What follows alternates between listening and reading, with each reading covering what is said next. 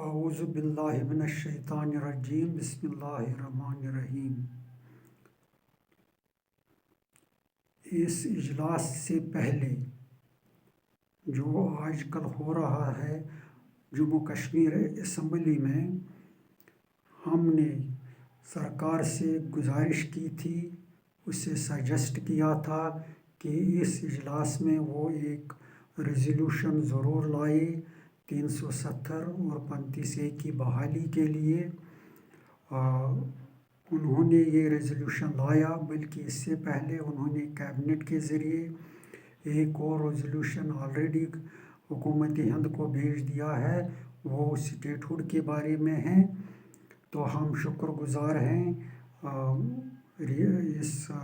موجودہ حکومت کے کہ انہوں نے یہ کام کیا اور اچھی طرح سے کام کیا۔ ہمارا پورا سمرتھن ہوگا اس بارے میں، جو بھی آئندہ اس کے بارے میں سٹیپس لینے پڑیں گے۔ تو ہم چاہتے ہیں کہ اس عمل کو اب آگے لے جائیں اور جو بھی ضروری اقدامات اور کرنے پڑیں گے وہ کیے جائیں۔ ایک بات یہاں میں یہ واضح کرنا چاہتا ہوں کہ جو لوگوں کا ورڈکٹ ہے اس میں انہوں نے اس بات کو، ڈیولپمنٹ کے ایشوز کو ذرا پیچھے دھکیل دیا ہے۔ وہ ثانوی حیثیت اختیار کر گئے الیکشن مہم کے دوران ہی، اور لوگوں نے یہ چاہا چونکہ یہ اٹانومی کا معاملہ جو ہے، یہ بوجھ سرکار نے، بلکہ NC پارٹی نے یہ بوجھ اٹھایا تھا 1947 میں، اور انہوں نے مناسب یہی سمجھا کہ یہ بوجھ یہ اٹھاتے رہیں گے اور اس کو پائے تکمیل تک بھی لے کے جائیں گے۔ تو اگر NC نہیں چاہتی ہوگی، اس بوجھ کو اٹھانے کے لیے تیار بھی نہیں تھی، انچاہے میں بھی لوگوں نے ان پر یہ ذمہ داری سونپ دی ہے کہ آپ یہ بوجھ اٹھائیے، کیونکہ یہ انہی کا وعدہ ہے 1947 میں، اسی کے بنا پر الحاق ہندوستان ہوا تھا۔ تو لہٰذا ان کو یہ بوجھ اٹھانا ہی پڑے گا جب تک کہ اس میں یہ کامیابی ہمیں نہیں ملے گی۔ اب یہاں ایک اور بات کلیئر کرنی یہ ہے کہ یہ جو دو ریزولوشنز اب آئے، ایک ریسٹوریشن آف اٹانومی کے لیے اور ایک ریسٹوریشن آف اسٹیٹ ہوڈ کے لیے، اس میں عام لوگوں میں ذرا کنفیوژن ہے۔ لہٰذا سرکار کو چاہیے وہ اس ریزولوشن کو جو اسمبلی کے ذریعے کل انہوں نے پاس کیا تھا، اس کو آگے بڑھائے اور اسی ایک چیز پر ڈٹ کے رہے اور اگلے اقدامات کریں، کیونکہ اس سے یہ کنفیوژن ذرا دور ہوگا۔ دوسری بات یہ ہے کہ جہاں تک کہ ریسٹوریشن آف اسٹیٹ ہوڈ کا معاملہ ہے، اگر ہم اس کو الگ طریقے سے اٹھائیں گے تو اس میں یہ خدشہ ہے کہ جیسے کہ انڈیکیشنز آئی ہیں مرکز کی طرف سے،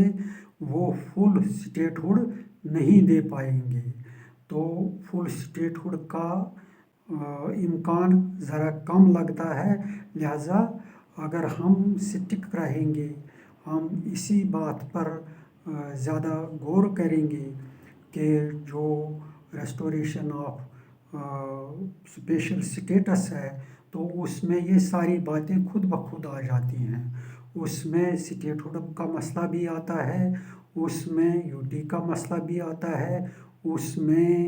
یہ جو جغرافیکل ڈس انٹیگریشن ہوئی ہے، لداخ الگ ہوا ہے، جموں اور کشمیر الگ ہوا ہے، تو یہ تمام چیزیں جو ہیں وہ اسی میں آتی ہیں۔ اگر ریسٹوریشن آف آرٹیکل 370 اور آرٹیکل 35A پر ہم سٹک کریں گے تو اس سے یہ تمام معاملات خود بخود سلجھ جائیں گے۔ اور ہمیں اس بات کا بھی خیال رکھنا ہے کہ یہ کوئی چھوٹا موٹا کام نہیں ہے، کیونکہ یہ جو مرکزی سرکار ہے، بی جے پی سرکار ہے، یہ نہیں چاہتی ہے کہ ہم اس کو دوبارہ بحال کریں، بلکہ انہوں نے اپنی طرف سے کوئی کسر باقی نہیں چھوڑی ہے کہ اس کو ہمیشہ دفنانے کے لیے۔ اب کچھ باتیں یہاں اور بھی ہمیں واضح کرنی پڑیں گی۔ جو یہ کہا جاتا ہے کہ سپریم کورٹ کی اس میں رولنگ آئی ہے، سپریم کورٹ کی ججمنٹ اس میں آئی ہے، سپریم کورٹ جو بھی کیس دیکھتی ہے وہ کیس کی نوعیت کو دیکھتی ہے۔ وہ ایک کیس ان کے سامنے آیا تھا کہ 5 اگست کا واقعہ جو تھا وہ ٹھیک قانونی اعتبار سے ٹھیک تھا یا نہیں تھا، تو اس میں جو ویو پوائنٹ سپریم کورٹ نے دیا اور اس تک محدود رہ کے انہیں لگا کہ جو کچھ اس وقت ہوا ہے، جو کچھ اقدامات اس وقت بی جے پی سرکار نے کیے ہیں وہ ٹھیک ہیں، لیکن اس کا یہ مطلب نہیں ہے کہ یہ irreversible ہے یا یہ ریورس نہیں ہو سکتا ہے، کیونکہ جس پارلیمنٹ نے یا جس سپریم کورٹ نے اس کو ٹھیک مانا ہے، اگر وہی پارلیمنٹ دوبارہ اس کو بحال کرے گی تو سپریم کورٹ کو کوئی آبجیکشن نہیں ہو سکتی ہے اس میں، کیونکہ بہرحال وہ بھی گورنمنٹ کا ہی فیصلہ ہوگا، وہ بھی سرکار کا ہی فیصلہ ہوگا، تو اس میں کوئی قانونی اڑچن نہیں ہے کہ اس کو واپس دیا جائے۔ تو دوسری بات ہے جو بی جے پی والے پروپیگنڈا کر رہے ہیں کہ 370 سے یہاں ترقی ہوگی، 370 سے یہاں جو آتنکواد ہے وہ ختم ہوگا، جو الگاواد ہے وہ ختم ہوگا۔ اب تو اتنے سال ہو گئے، لگ بھگ 6 سال ہو گئے، لیکن ہم نے دیکھا نہ آتنکواد ختم ہوا ہے اور نہ وہ الگاواد کا سینٹیمنٹ ختم ہوا ہے، اور نہ ہی بی جے پی کو خود کوئی فائدہ اس سے ملا ہے۔ انہوں نے اس 370 کو اس لیے بھی ابروگیٹ کیا تھا کیونکہ وہ چاہتے تھے کہ ان کو 370 سیٹیں ملیں گی، لیکن وہ بھی نہیں ہو سکا، لہٰذا کسی بھی معاملے میں ان کو کوئی کامیابی نہیں ہوئی۔ تو میں یہ کہنا چاہوں گا کہ اس میں اگر کامیابی ملی ہے یا اس کا اگر کوئی فائدہ اٹھا سکتا ہے وہ الگاواد ہی اٹھا سکتا ہے۔ کیوں؟ اس کی ایک وجہ ہے، کیونکہ یہ بہت جلد بازی میں اس وقت فیصلہ اٹھایا گیا تھا مرکزی سرکار کی طرف سے، تو ان کو کیا فائدہ مل گیا ہے اس سے، کیونکہ یہ جو 370 تھا یہ ایک وعدہ تھا، یہ ایک ایگریمنٹ تھا، یہ ایک قسم کی ٹریٹی تھی، بلکہ بہت سارے کانسٹیٹیوشنل ایکسپرٹس